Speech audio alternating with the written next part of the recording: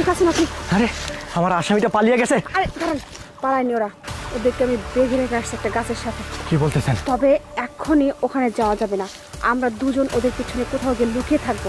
আমার একটা বিশ্বাস, ওরা ওই দুই আসামি ওদের ওস্তাদকে ওখানে ডেকে পাঠাবে, আর ও আসলে ওদেরকে একসাথে ধরবো হাতে নাতে।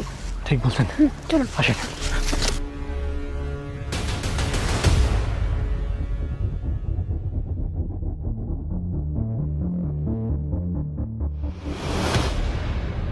কে তোদেরকে কে বেঁধে রাখছে? হ্যাঁ, কে বেঁধে রাখছে?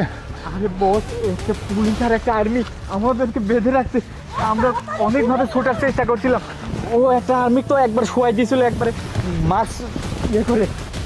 তারপরে চিন্তা করিস, কোনো চিন্তা করিস না। আরে, এই ছাড়। এবার দেখতেই পাবি কে তোরা কি ভাবছিস। হ্যাঁ ছাড়। তোদেরকে ধরার জন্য এটা একটা প্ল্যান ছিল।